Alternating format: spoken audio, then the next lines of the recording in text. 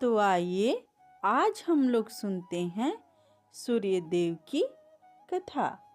पौराणिक कथा के अनुसार एक था राजा, एक थी रानी। उनके पास सिपाही, घोड़े, दास दासियाँ, धन दौलत सब कुछ था। सिर्फ उन्हें संतान नहीं थी। इसी कारण राजा रानी बहुत ही दुखी रहते थे। संतान प्राप्ति के लिए उन्होंने हर तरह का दान, धर्म, धार्मिक अनुष्ठान, जप, मंत्र, व्रत, पूजा पाठ किए, लेकिन कोई फायदा नहीं हुआ। अब राजा रानी दोनों ही बुढ़ापे की ओर बढ़ते गए। बुढ़ापे की ओर बढ़ते गए तो होता है क्या कि दोनों गहन सोच में पड़ गए। अब हमारे इतने बड़े राज्य का क्या होगा? कौन बनेगा इस राज्य का वारिस? कौन लेगा प्रजा की जिम्मेदारी? राजा रानी दिन रात इसी चिंता में घुलने लगे। उन्हें खाने पीने की भी सुध नहीं रहती। तो एक सुबह होता है, राजा के दरबार में एक साधु आता है। तो दासी रानी को बतलाती है। तब वह रानी दासी से कहती है, यह मेरा अंतिम दान धर्म है। इसके बाद मैं अपने हाथों से कोई दान धर्म नहीं करूँगी। रानी चावल भरा डोली हाथ में लेकर आती है और साधु की झोली में भिक्षा डालने आगे बढ़ती है। तो उसके चेहरे पे गहरी उदासी और चिंता देखकर साधु पूछते हैं, रानी साहिबा क्या हुआ है? आप क्यों इतनी उदास हैं? तब रानी साधु को सारी हकीकत बताती है और सिसकने लगती है, फूट फूट कर रोने लगती है। इस पर वह साधु कुछ पल गंभीर हो जाते हैं और कहते हैं, चिंता मत करना रानी साहिबा, आपकी संतान की इच्छा पूरी हो जाएगी। आपकी कोख से एक पुत्र जन्म लेगा। मात्र वह 14 साल तक ही आप लोगों को मिलेगा। उसके आगे वह इस मृत्यु लोक में नहीं रह पाएगा। इससे बढ़कर आपको कुछ देने के लिए मेरे पास नहीं है। अपनी बात पूरी करते उसने अपनी झोली में हाथ डाला, थोड़ी सी भभूत निकालकर रानी को दी और कहा, आप महाराजा दोनों इसे बांटकर ग्रहण करना, तुम्हें जल्द ही पुत्र प्राप्ति होगी। इतना कहकर साधु अपनी राह चला गया। उसके जाने के बाद रानी सोचने लगी, 14 साल तो 14 साल ही सही, उतने समय के लिए हमें पुत्र मिलेगा, यही काफ़ी है। उतने साल तक तो मैं उसे जी जान से बड़ा करूँगी, उसे ढेर सारा लाड़ प्यार दुलार दूंगी, अपनी संतान की मुराद पूरी करूँगी। उसी रात अपना सारा राजकाज खत्म करके राजा जब रानी के महल में गए तो रानी ने क्या किया कि राजा को सारी बात बता दी। साधु की दी भभूत राजा को दिखाकर बोली, साधु महाराज ने यह भभूत हम दोनों को ग्रहण करने को कहा है। राजा बोले, इतना दान धर्म किया, जब तप किया, कोई फल नहीं मिला। अब इस भभूत से हमें संतान प्राप्ति होगी क्या? उस पर रानी बोली, जब इतना सब कुछ किया तो अब यह भी सही काम कर लेते हैं। खामोखा उस साधु के क्रोध को क्यों बुलावा दें? राजा की अब किसी पर विश्वास नहीं था, लेकिन पत्नी को दुख न पहुँचे इसीलिए वह राजी हो गया। राजा राजी हो गया तो फिर क्या होता है कि राजा रानी दोनों नहाते धोते हैं, फिर अपने भगवान का नाम स्मरण करते हैं, अपने पुरखों को स्मरण करते हैं और साधु महाराज का नाम स्मरण करके वह भभूत बांटकर दोनों खाते हैं। उसके बाद दोनों निश्चिंत होकर सो जाते हैं। कुछ दिन गुजर जाते हैं और साधु द्वारा कहे अनुसार रानी गर्भवती हो जाती हैं। उस पर राजा रानी दोनों खुशी से गगन में फूले नहीं समाते हैं। राजा रानी से बोले, महारानी सचमुच साधु महाराज की कृपा हो गई। तो 9 महीने 9 दिन और 9 घंटे पूरे होकर रानी ने एक सुंदर गोरे चिट्ठे पुत्र को जन्म दिया। राजा ने बड़ी धूमधाम से पुत्र का नामकरण किया। सारे राज्य में 8 दिन तक भंडारा का आयोजन रखा, उत्सव मनाया। अब पुत्र की कुंडली दिखाने के लिए राज्य के सबसे विद्वान पंडित जी को बुलाया। तो कुंडली देखकर पंडित जी बड़े चिंतित हो गए।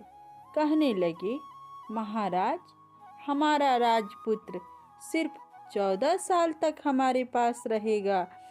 राजा को इस बात की भनक थी ही। रानी को भी साधु महाराज की बात याद थी। दोनों चुप रह जाते हैं। उसके बाद राजा और रानी बड़े लाड़ प्यार से बेटे की परवरिश करते हैं, उसकी हर ख्वाहिश पूरी करते हैं। थोड़े समय के लिए ही सही, भगवान ने संतान हमें दे दी है, इससे वे अपने मन को शांत रखते हैं। राजपुत्र दिन प्रतिदिन बड़ा होता है। जब वह 7 साल का हो जाता है तो राजा एक अच्छे गुरु की नियुक्ति करके उसे पढ़ाई लिखाई, राजशास्त्र, शास्त्र विद्या, घुड़सवारी इत्यादि 12 विद्याओं की शिक्षा देते हैं। जब वह सब शिक्षा शास्त्र विद्या में पारंगत हो जाता है और 12 साल की उम्र का हो जाता है तो तब एक अच्छी सी राज्य कन्या खोजकर उसकी शादी कर देते हैं। तो 2 साल बीत जाते हैं। बेटा 14 साल का हो जाता है। एक दिन राजपुत्र राजा से बोलता है, पिताजी, मैं अपना सारा राज्य घूमकर देखना चाहता हूँ। आज तक मैंने सिर्फ इस रजवाड़े के अतिरिक्त कुछ नहीं देखा है। बेटे की बात सुनकर राजा चिंतित हो जाते हैं, क्योंकि पुत्र को 14वां साल शुरू हुआ था। अब कोई अनहोनी होने का वक्त नज़दीक आ पहुंचा था, लेकिन राजा ये सब बातें पुत्र को बता नहीं सकता था। वह क्या करता है कि चेहरे पर खुशी लाकर बेटे से कहता है, हाँ हाँ जरूर जाओ बेटा, तुम्हें अपना सारा राज्य घूमकर देखना चाहिए। कहाँ क्या है यह सब जानना चाहिए। कल मेरे बाद तुम्ही को तो राजा बनना है। मात्र एक बात का ध्यान रखें, तुम जहाँ जा रहे हो, क्या कर रहे हो, यह बात अपनी पत्नी को नहीं बताना। पुत्र कहता है, ठीक है पिताजी, आपने जो कहा है मैं वैसा ही करूँगा। तो होता क्या है कि राजपुत्र दिन भर अपनी पत्नी के साथ मौज मस्ती करता है, खुशियाँ मनाता है और रात को ठीक 12 बजे बिस्तर से उठकर बाहर चला जाता है। फिर पौ फटने से पहले वापस अपने महल में आकर सो जाता है। ऐसे बहुत दिनों तक चलता रहा। अब पुत्र का 14वां साल खत्म होने में कुछ ही दिन बाकी रहते हैं। इतने में क्या होता है कि उसकी पत्नी यानी छोटी रानी रात में जग जाती है। वह देखती है कि बिस्तर पर राजपुत्र नहीं है। वह महल में सब जगह देखती है तो राजपुत्र कहीं भी नजर नहीं आता। तो वह क्या करेगी, किससे कहेगी? वह चुपचाप रहती है। फिर भोर होने पर वह देखती है कि उसका पति अपनी जगह सोया हुआ है। वह पति से कुछ नहीं पूछती है, लेकिन दूसरी रात भी वैसे ही होता है। तीसरी रात, चौथी रात, ऐसे बहुत दिनों तक चलता है। रानी बहुत ही चिंतित हो जाती है। पति रात को जाता कहाँ है, किससे मिलने जाता है? उसके मन में ढेर सारे सवाल उठते हैं, लेकिन उसे पूछने में उससे डर लगता है। शायद पति गुस्सा कर बैठे। सास ससुर से पूछने के बारे में सोचा तो उसकी कुल मर्यादा बीच में आ जाती थी। तो इस तरह मन ही मन वह कूटती रहती। इस हालत में उसने खाने पीने में दिलचस्पी नहीं होती। वह दुबली पतली होती जा रही थी। तो उस राज्य में फूल बेचने वाली एक बूढ़ी मालिन थी। वह हमेशा छोटी रानी को फूल देने उसके महल में आती थी। उस बुढ़िया का ध्यान छोटी रानी पर जाता है। वह उससे पूछती है कि बेटी, तुम्हें किस बात का दुख है? तुम इस तरह सूख कर कांटा क्यों बनी हो? उस पर रानी कहती है, क्या बताऊं तुम्हें अम्मा, तुम्हारा राजपुत्र हर रात बिस्तर पर से उठकर कहीं चला जाता है और सुबह भोर होते ही वापस आकर सो जाता है। वह कहाँ जाता है? प्रेमिका से मिलने जाता है? क्या करता है? यह सोच सोच कर मैं अन्न जल ग्रहण नहीं कर पाती हूँ और सूख सूख कर इस तरह कांटा बन गई हूँ। बुढ़िया सब बात सुनकर उसे एक उपाय बताती है। तो बेटी, ऐसा करना, आज रात तुम सोना मत। उसके पीछे जाकर देखना कि वह कहाँ जाता है, क्या करता है। उसकी अच्छी तरह से पहरेदारी करना। पर मुझे नींद आ गई तो? तुम्हें नींद न आए इसलिए एक काम करना, अपने बाएं हाथ की उंगली में एक जख्म करना, उस पर थोड़ी सी मिर्चा छिड़कना। उससे तुम्हें बड़ी जलन होगी और उस पीड़ा से तुम्हें रात भर नींद नहीं आएगी।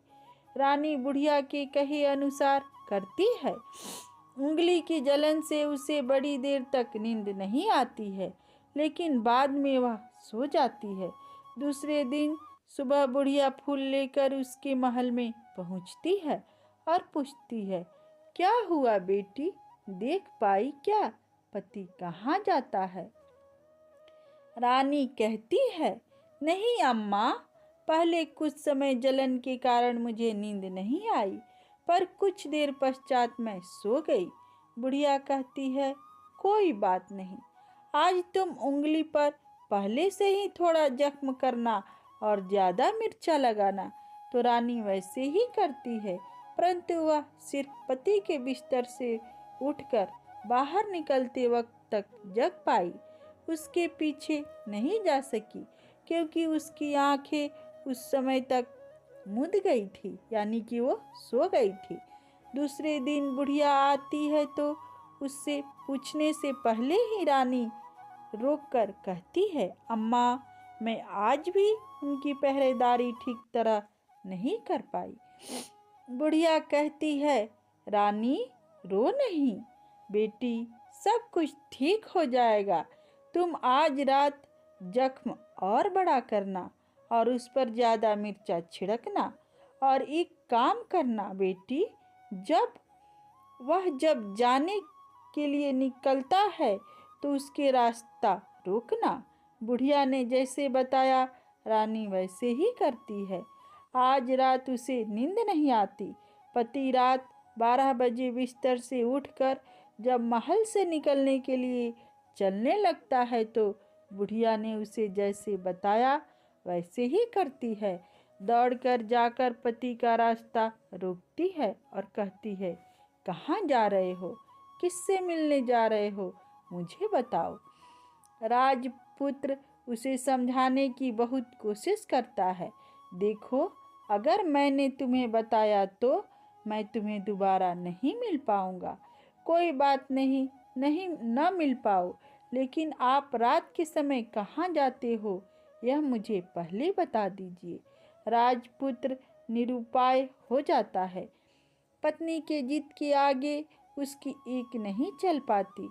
ठीक उसी समय उसका 14वां साल खत्म होकर 15वां साल लगने वाला था।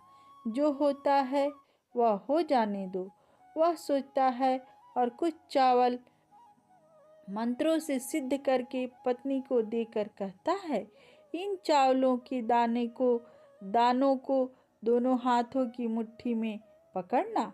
पहले दाएं हाथ में पकड़े चावल मेरे ऊपर फेंकना। मैं कौन हूँ तुम्हें पता चल जाएगा। बाद में बाएं हाथ में पकड़ी चावल मेरे ऊपर फेंकना। मैं जैसा था तुम्हें मिल जाऊंगा। लेकिन यदि तुम बाएं हाथ के चावल मेरे ऊपर फेंकना भूल गई तो मैं तुम्हें कभी नहीं मिल पाऊंगा, नहीं भूलूंगी। रानी बड़े आत्मविश्वास के साथ कहकर दाएं हाथ में पकड़ी चावल पति के ऊपर फेंक देती है तो राजपुत्र एकदम एक विशाल घोड़ा बन जाता है। एकदम उम्दा सफेद गर्दन पर लंबी आयल। देखते देखते वह तेजी से दौड़ने लगता है। रानी उस घोड़े को एकदम भौचक्की होकर देखने लगती है और पति ने बाएं हाथ के चावल फेंकने की जो बात कही थी वह भूल जाती है। उसकी आंखों के सामने घोड़ा महल से बाहर निकलकर चला जाता है। घोड़ा जो महल से बाहर जाता है तो वापस नहीं आता। अब रानी को बड़ा पश्चाताप होता है। वह स्वयं को कोसने लगती है, लेकिन अब उसका कोई फायदा नहीं होने वाला था। राजपुत्र अब वापस नहीं आने वाला था। सुबह होते ही महाराजा महारानी को सब बात पता चलती है। उन्हें बहुत दुख होता है। वह बिस्तर पकड़ते हैं और राह देखते हैं कि एक दिन उनका बेटा वापस आ जाएगा। इस तरह 1 महीना गुजरता है, 2 महीने गुजरते हैं, 3 महीने गुजरते हैं, आखिर 6 महीने पूरे होते हैं। राजपुत्र का कोई अता पता नहीं लगता। प्रधान राजपुत्र को ढूंढने के लिए राज्य की गांव-गांव सिपाही भेजते हैं, लेकिन उन्हें कोई सफलता नहीं मिलती है। इधर रानी अपनी हठ के कारण पति गायब हो गया यह सोचकर स्वयं को मन ही मन कोसती है और प्रण लेती है कि कुछ भी करके पति को ढूंढ लाएगी और उसे वापस घर लेकर आएगी। एक दिन वह सुबह उठकर सास ससुर के महल में जाती है और कहती है कि मैं अपनी पति की खोज में जा रही हूँ। महाराजा महारानी को और क्या चाहिए था, कुछ भी करके उनका बेटा उन्हें वापस मिलना चाहिए था। वे बहू को जाने की अनुमति देकर कहने लगे, बेटी तुम्हें जो चाहे वह करो, जहाँ जाना है वहाँ जाओ, लेकिन हमारे बेटे को वापस लेकर आओ। भगवान तुम्हें कामयाबी दे। अब रानी क्या करती है कि वह अपनी शाही वेश बदलकर एक सेठानी बन जाती है। कुछ दास दासियों को, कुछ नौकरों को साथ में लिए, कुछ सामान साथ लिए और राज्य की सीमा पर जाकर वहाँ एक भोजनालय खोल दिया। वहाँ आने वाली सब यात्रियों को खाना मुफ्त में देने लगी। मात्र एक शर्त रखी कि खाने वाले को उसकी देखी कोई अजीब चीज उसकी मालकिन को यानी राजकन्या को बतानी पड़ेगी। तो वहाँ आने वाला हर नागरिक अपने तरफ से मैंने यह देखा, मैंने वह देखा कहकर वहाँ से मुफ्त खाना खाकर चले जाते थे। परंतु रानी को जो बात चाहिए थी वह अब तक नहीं मिल रही थी। ऐसे ही कुछ दिन बीत गए तो इधर क्या होता है कि रानी के महल फूल लेकर जाने वाली बुढ़िया के एक बेटा और बहू थे। उनका एक छोटा बेटा था, यानी बुढ़िया का एक पोता था। तो वह बेटा और बहू को सुबह काम के लिए निकलते थे तो पोता को संभालने की जिम्मेदारी बुढ़िया पे रहती थी। बुढ़िया दिन भर पोते को संभालती थी। एक दिन होता है क्या कि बुढ़िए को पान खाने की आदत थी, तो पान लगाने के लिए चूना चाहिए था। वह उसे तैयार करने के लिए सीपियाँ लेकर आई। इन सीपियों भूनने लगी। गोबर के कंडे चाहिए थे। कंडे इकट्ठा करने के लिए वह बांस की टोकरी लेकर चरवाहे के मैदान में गई। वहाँ बहुत सारे कंडे थे। उन्हें जमा करते करते उसे घर आने में अंधेरा हो गया। इस ओर शाम होते ही काम से वापस बेटा बहू घर पहुँचे तो देखा कि बच्चा घर पर अकेला है और रो रहा है। वे दोनों गुस्से से लाल पीला हो गए। इतने में बुढ़िया घर आ पहुंची। बेटे ने पूछा, पोते को घर अकेला छोड़कर कहाँ गई थी? बुढ़िया बताने लगी, मैं गोबर के कंडे इकट्ठे करने गई थी। इस पर बेटा बोला, दोबारा बच्चे को अकेला घर पर छोड़कर यदि कहीं गई तो मैं तुम्हें बहुत पीटूंगा। तो बुढ़िया कहने लगी, नहीं बेटा, फिर कभी ऐसा नहीं करूंगी। लेकिन दूसरे ही दिन बुढ़िया वह बात भूल गई और फिर चरवाहे के मैदान पर कंडा इकट्ठे करने चली गई। शाम को जब बेटा बहू काम से वापस लौटे तो देखते हैं कि बच्चा घर पर अकेला है और रो रहा है। अब उसके बेटे को सहन शक्ति खत्म होने लगी और बुढ़िया के वापस आने पर उसे घर से निकाल दिया। बुढ़िया रात भर घर से बाहर अंधेरे में बैठी रही। सुबह होते ही हाथ में टोकरी लेकर कंडे इकट्ठा करने के लिए निकल गई। उस दिन उस पर कंडे इकट्ठा करने का मानो पागलपन सवार हो गया था। कंडे इकट्ठा करते करते कब अंधेरा छा गया उसे मालूम ही नहीं हुआ। उसे जब ध्यान आया तो गांव का रास्ता भी ठीक तरह से दिखाई नहीं दे रहा था। वह अंधेरे में आंखें फाड़कर देखती देखती किसी तरह आगे निकल पड़ी तो होता क्या है कि एक कपिला गाय छन छन की आवाज करते, गले की घंटी बजाते ठुमक ठुमक कर उस मैदान पर आ गई। उसे देखकर बुढ़िया सोचने लगी कि इस गाय के पीछे पीछे जाऊंगी तो गांव तक पहुंच जाऊंगी। तब बुढ़िया उसके पीछे पीछे जाने लगी। वह क्या करती है कि उसे मैदान से लेकर एक एक करके 6 मैदान पार कराती गई। आखिर में वह 7वें मैदान पर पहुंचती है तो वहां क्या होता है कि उस मैदान पर एक बड़ा सा पत्थर है। गाय जाकर उस पत्थर को अपना सींग मारती है। सींग मारा तो वह पत्थर दूर हट गया और पतला पतला में नीचे जाने की सीढ़ियां दिखाई देने लगी। तब वह गाय उन सीढ़ियों से नीचे जाने लगी। बुढ़िया वह सब देखती रही और झट जाकर गाय की पूंछ को पकड़ लिया। पूंछ पकड़कर वह गाय के साथ नीचे पताल में पहुंच गई। पताल में पहुंचते ही तुरंत गाय की पूंछ छोड़ दी, इधर देखने लगी। वहीं से बुढ़िया ने देखा कि पताल में सब जगह जगमगाहट है, दिया दीप जलते हैं और तेज रोशनी गाय के ऊपर पड़ती है और वहां अद्भुत घटनाएं घटने लगी। गाय के नीचे जाते ही उसके गले में अपने आप संकाल पड़ गई और छम छम करके कोई दुधाड़ी में गाय का दूध दूहने लगी। लेकिन जो भी कोई वह कर रहा है वह मात्र दिखाई नहीं दे रहा है। बुढ़िया बहुत घबरा गई, कहाँ आकर फंस गई। वह सोचने लगी, यहाँ वहाँ छिपने के लिए जगह ढूंढने लगी, लेकिन उसे कहीं भी जगह नहीं मिली। हर जगह उजाला ही उजाला था। तो वह या एक कोने में खड़ी रह गई और जो कुछ सामने हो रहा था उसे चुपचाप देखने लगी।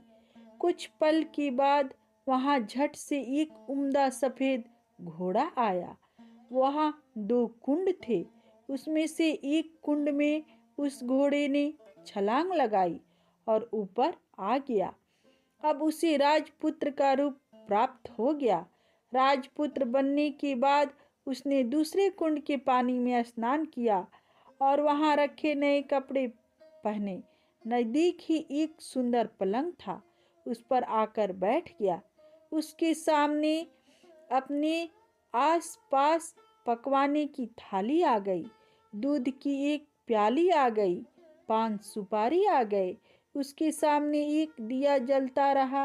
राजा पुत्र को खाना आया, दूध पिया, पान सुपारी खाया और बिस्तर पर लेट जाने से पहले सूर्यदेव का स्मरण करके सामने जलते दिए से पूछा, दिए दिए दीपंकर, मेरे माता पिता क्या कर रहे हैं? दिया बताने लगा, बेटे के सुख में डूबे हैं। राज्य कौन संभाल रहा है? राज्य प्रधान संभालता है। मेरी पत्नी क्या करती है? उसने चौराहे पर भोजनालय शुरू किया है और आते जाते लोगों से वह नई खबर के बारे में पूछती है। दिए कि यह कहते ही राजपुत्र कहने लगा, ठीक है। उसके बाद वह सो गया। बुढ़िया कोने में खड़ी रहकर यह सब देखती रही। ऐसी अद्भुत घटना उसने जिंदगी में पहली बार देखी थी। उसे अंदर ही अंदर चुलबुलाहट होने लगी। वह अपनी भूख प्यास भूल गई और आगे क्या होता है कि उसे उत्सुकता से देखने लगती है।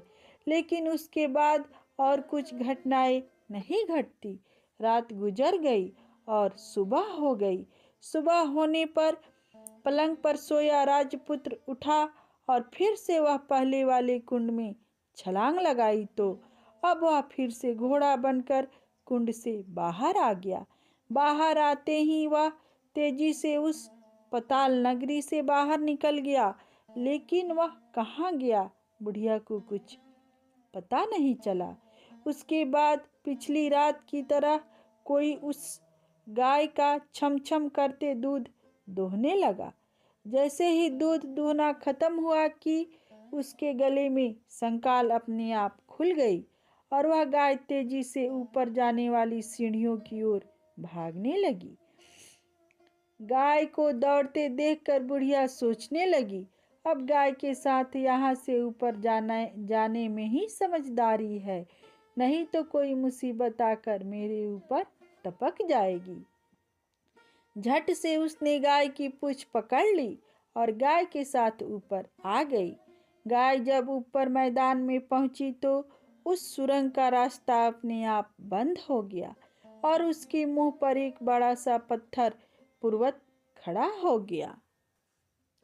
ऊपर आकर वह गाय जंगल की ओर निकल गई तो इधर बुढ़िया एकदम बावली सी हो गई। उसे पताल नगरी में जो कुछ देखा वह जल्द से जल्द किसी को बताने के लिए उतावली हो उठी।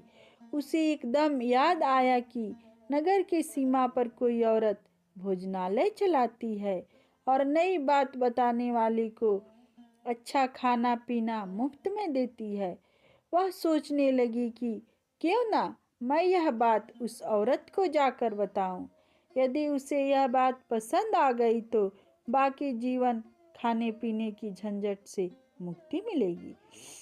बुढ़िया ने मन में तय किया और तुरंत भोजनालय के द्वार पर टंगे नगाड़े के सामने खड़ी हो गई और जोर जोर से नगाड़ा बजाना शुरू कर दिया।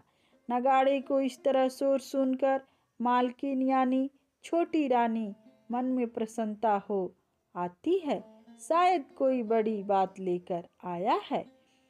रानी सिपाहियों को आदेश देती है, जाइए और जो कोई आया है उसे अच्छी खातिरदारी कीजिए। आदेश पाते ही सिपाही नीचे दौड़ गए तो बुढ़िया नगाड़ा बजा रही है। उन्होंने पूछा, क्यों रे बुढ़िया, क्या हुआ, क्यों नगाड़ा बजा रही हो? बुढ़िया बोली, कुछ नहीं बेटा, यहाँ खाना मिलता है ना, इसीलिए आई हूँ। खाना चाहिए, मिलेगा, लेकिन तुझे कोई बात बतानी पड़ेगी। हाँ बताऊंगी, एक बात मालूम है मुझे। इस पर सिपाही उसे अंदर लेकर आए। उनको मालकिन का आदेश था कि जो कोई बूढ़ा बुजुर्ग वहां आए उनके साथ अच्छी तरह से पेश आना, उनका अच्छा आदत आतिथ्य करना। तो सिपाही ने इस बुढ़िया का भरपूर आदर आतिथ्य किया। उसे बड़ी सी थाली भर के व्यंजन परोसते हैं। बुढ़िया कुछ दिनों से भूखी थी, वह खाने पर टूट पड़ी। खाना खाने के बाद सिपाही ने उसे साड़ी पहनने को दी। उसके बाद उसे लेकर रानी के पास आए। बुढ़िया और रानी ने तुरंत एक दूसरे को पहचान लिया। बुढ़िया बोली, बेटी तुम? और रानी बोली, अम्मा तुम? बड़ी देर तक दोनों भांति भांति की बातें करती रही। आखिर कुंवारिन बुढ़िया से कहने लगी, अम्मा अब बताओ तुमने क्या नई बात देखी है? नई बात? मैंने कोई नई बात देखी नहीं है। वह तो मेरे पास तुम्हारे देने के लिए खाने के पैसे नहीं थे, इसलिए मैंने झूठ कहा और नगाड़ा बजाया। रानी ने कहा, अम्मा घबराना नहीं, मैं किसी को तुम्हारा नाम नहीं बताऊंगी। फिर भी बुढ़िया मैंने क्या देखा है, कब देखा है करके आनाकानी करने लगी। इस पर कुंवारनी ने उससे कहा, देखो अम्मा, यदि तुमने मुझे वह नई बात बताई तो जिंदगी भर मैं तुम्हें देखभाल करूंगी, तुम्हें रानी माता की तरह रखूंगी। अब बुढ़िया बताने को तैयार हो गई। उसने जो कुछ उस चारागाह हवाले में मैदान पर देखा था वह सब कुछ कुंवारिन को बता दिया। बुढ़िया की वे बातें सुनकर कुंवारिन को यकीन हो गया कि वह राजपुत्र उसी का पति है। वह तुरंत बुढ़िया से कहने लगी, अम्मा मुझे उस जगह पर ले चलो। नहीं बेटी, वह पाताल राज्य है, सांप है, यदि किसी ने तुम्हें देख लिया तो तुम्हारी जान खतरे में पड़ सकती है। लेकिन रानी उसकी एक भी नहीं सुनती, उसे उस जगह ले जाने के लिए हठ करने लगी। आखिर में बुढ़िया ने उसका कहना मान लिया और कहने लगी, ठीक है, मैं तुम्हें वहां लेकर चलती हूँ, पर आज नहीं कल। वहां जाना है तो शाम को ही जाना होगा। तो दूसरे दिन दोपहर को रानी बुढ़िया के साथ उस मैदान पर गई और एक जगह छुपकर गाय के आने की राह देखने लगी। दिन ढलते ही अंधेरा घिरने लगा और गाय हमेशा की तरह वहां आ गई। मैदान के उस कोने में जाकर उसने पत्थर पर सींग मारी तो झट से पत्थर हटकर वहां सुरंग में जाने का रास्ता खुल गया। गाय उस रास्ते से नीचे उतरने लगी तो बुढ़िया रानी से कहने लगी, जल्दी आगे बढ़ो बिटिया, हम गाय की पूंछ पकड़कर नीचे उतरेंगे। तो दोनों गाय की पूंछ पकड़कर नीचे उतर गई। बुढ़िया पहले जिस कोने में छिपी थी उस कोने में छिप गई। अब नीचे सब कुछ पहले जैसा घटित हो रहा था। गाय के गले में अपने ही आप संकाल पड़ गई। कोई अदृश्य रूप से उसका दूध दुहने लगा। एक सफेद उम्दा घोड़ा ने आकर एक कुंड में छलांग लगाई तो राजपुत्र के रूप में ऊपर आया। वह राजपुत्र दूसरे कुंड में नहाने लगा। बाद में उसने सामने खाने की थाली आ गई, दूध की प्याली आ गई, पान बीड़ा आ गया। राजा पुत्र सब ग्रहण करके सोने के लिए पलंग पर गया तो सोने से पहले सूर्यदेव का स्मरण करके वह दिए से पूछने लगा, दिए दिए दीपांकर, मेरे माता पिता क्या कर रहे हैं? तो दिया कुछ जवाब नहीं देता है, बल्कि वह बुझने लगता है। तब वह राजपुत्र को कुछ अघटित हुआ है इसका संदेह हो गया है। वह उदास हो गया और जो कुछ हुआ है वह हो जाने दो, ऐसा सोचकर सोने के लिए बिस्तर पर लेट गया। अब रानी का संयम छूट गया। वह दौड़कर पति के पास गई और उसके पैर पकड़ने के लिए आगे बढ़ने लगी। राजपुत्र तुरंत ही पत्नी को पहचान गया। वह झट से पीछे हट गया और चिल्लाने लगा, नहीं नहीं, मुझे मत छूना, सर्वनाश हो जाएगा। रानी दोनों हाथ जोड़कर पति से अपनी भूल स्वीकार करने लगी। स्वामी, मुझसे भूल हो गई। मुझे आपसे नहीं पूछना चाहिए था कि आप रात को कहाँ जाते हैं। मैं अपनी भूल स्वीकार करती हूँ। मुझे मेरी भूल के लिए सजा मिल गई है। अब आप घर चलें। आपके वियोग में आपके माता पिता ने बिस्तर पकड़ लिए हैं। आपकी प्रजा भी बहुत दुखी है। उसका राजपुत्र कहने लगा, वह तो एक बार तुम गलती करके बैठी हो, अब दोबारा मत करना, नहीं तो अब मैं तुम्हें जो दिख रहा हूँ वह भी नहीं दिखूंगा। रानी अब विलाप करने लगी, जोर जोर से जमीन पर सिर पटकने लगी। राजपुत्र के मन में उसके प्रति दया उत्पन्न हो गई। वह उससे कहने लगा, यदि तुम मुझे पाना चाहती हो तो तुम्हें एक काम करना होगा। काम कठिन है, लेकिन वह तुम्हें अकेले करना होगा। कहो स्वामी, कितना भी कठिन काम हो, मैं वह पूर्ण करूंगी। रानी कहने लगी। इस पर राजपुत्र ने उसे बताया, इस पताल से ऊपर जाते ही तुम्हें एक घना जंगल नजर आएगा। ऐसे 6 जंगल पार करने के पश्चात 7वां जंगल मिलेगा। वहाँ जंगल में सबसे घना है, वह जंगल सबसे घना है। उस जंगल में बीचों बीच एक पीपल का पेड़ है। उसके आसपास की जगह पत्ते, फंदे, जटाएं, कांटे इत्यादि से ढक चुकी है। वहाँ बाघ, शेर, भालू, सांप सभी धमा चौकड़ी बैठती है। तुम्हें उन सबको भगाकर वह जगह साफ करनी है। उसको गोबर से लिपाई करके पवित्र बनाना है, रंगोली से सजाना है। उसके बाद वहाँ धूप, कपूर, अगरबत्ती जलानी है। फूल, कुमकुम से पेड़ की तने की पूजा करनी है। दूध दही से बने चावल का भोग चढ़ाना है। यह सब तुम्हें दोपहर को 12 बजे से के पहले करना है। 12 बजने के समय तुम्हें उस जगह पर बैठकर सूर्य भगवान का ध्यान करना है। ठीक 12 बजे सूर्य भगवान का रथ वहाँ उतरेगा। वे वह सब देखकर खुश हो जाएंगे और कहेंगे, जिस किसी ने यह सब किया है उसे मैं मनचाहा फल दूंगा। तो तुम सामने जाकर उसके रथ का दाहिना घोड़ा मांगना, मैं तुम्हें मिल जाऊंगा। इतनी कहकर राजपुत्र अपने पलंग पर सो गया। वह छोटी रानी भोर होने की राह देखने लगी। भोर होते ही बुढ़िया के साथ गाय की पूंछ पकड़कर ऊपर आ गई। ऊपर आने के बाद वह बुढ़िया से कहने लगी, अम्मा, अब मैं अकेले ही आगे जाऊंगी, तुम भोजनालय वापस जाओ। वह जंगल में जाकर राजपुत्र की बताई जगह ढूंढने लगी और स्वयं आरी से वह जगह साफ कर दी। बाद में राजपुत्र ने जैसे बताया वैसे लिपाई पुताई करके वापस आ गई। दूसरे दिन पौ फटने से पहले उठी और जंगल में उस जगह पहुंची। वहीं जाकर इत्र, गुलाब का पानी छिड़क कर वह जगह सुगंधित की।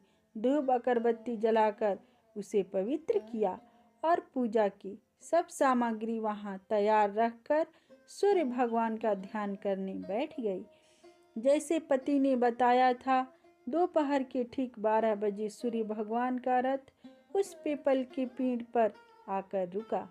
सूर्य भगवान ने जब रथ से नीचे देखा तो सुगंधित वातावरण देखकर वह बहुत प्रसन्न हुए।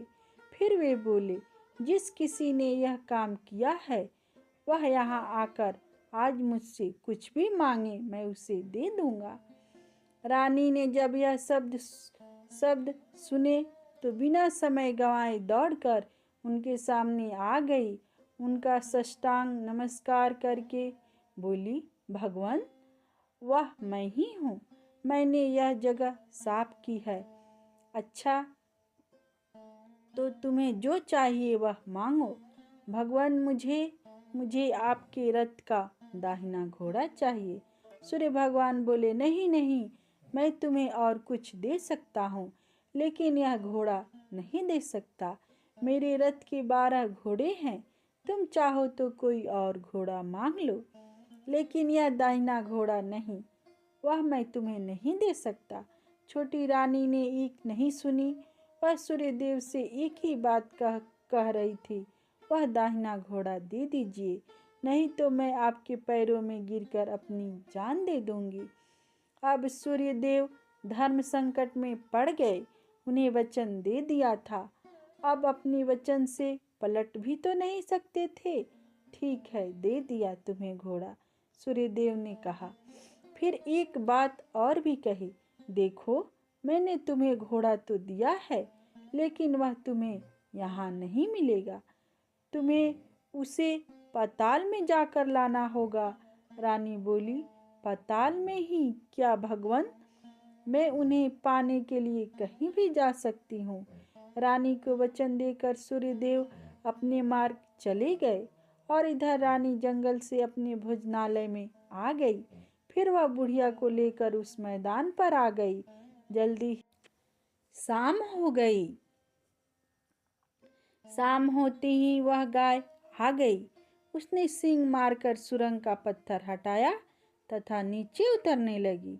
रानी और बुढ़िया जल्दी उसकी पूंछ पकड़कर नीचे उतर गई।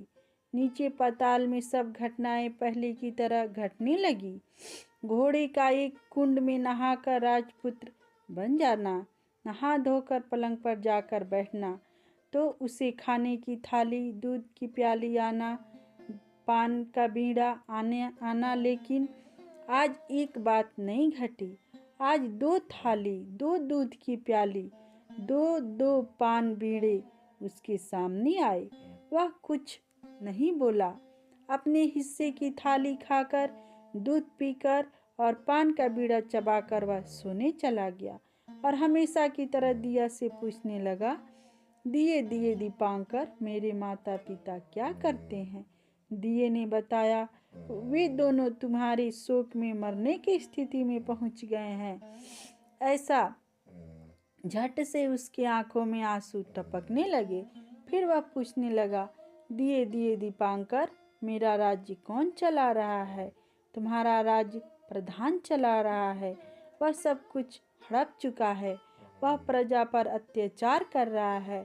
सुनकर राजपुत्र को बहुत गुस्सा आया। वह गुस्से से अपनी मुट्ठी भींचने लगा। अब पूछने लगा, दिए दिए दीपांकर, मेरी पत्नी क्या कर रही है? अब दिए कुछ नहीं बोला, चुप रहा। अब रानी का संयम जवाब दे गया।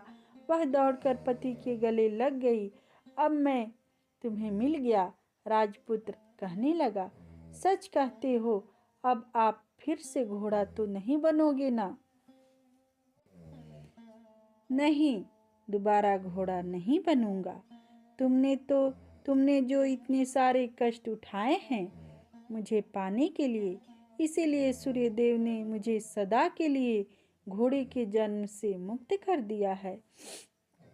राजपुत्र ने बड़े प्यार से कहा और उसे गले लगा लिया। उसके आंसू पोंछकर कुछ देर पश्चात भोर हो गई तो गाय की श्रृंखला टूटकर वह ऊपर भूलोक जाने लगी। रानी, राजपुत्र और बुढ़िया उसके पूंछ पकड़कर ऊपर आ गए। ऊपर आने पर वे सीधे भोजनालय पहुँचे। वहाँ का सब सामान लोगों में बांट दिया।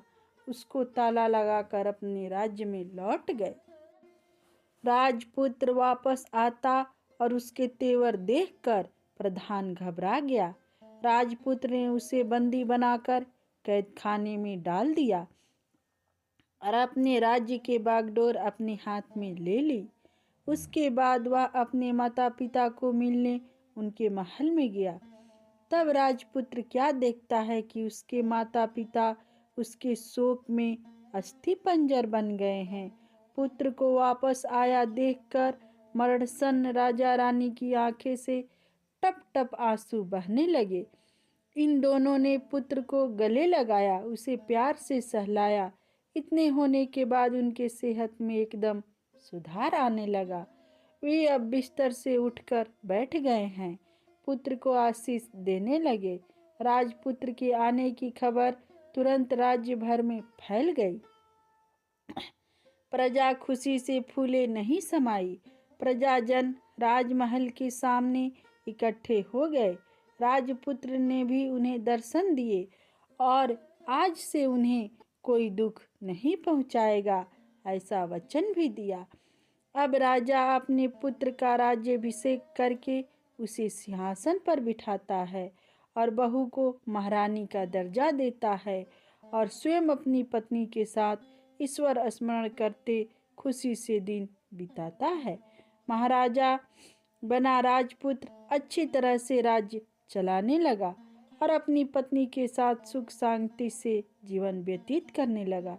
उस बुढ़िया को रानी ने अपने ही पास रख लिया, उसकी अच्छी तरह से देखभाल करने लगी और उसके बुढ़ापे के दिन खुशी से गुजरने लगे।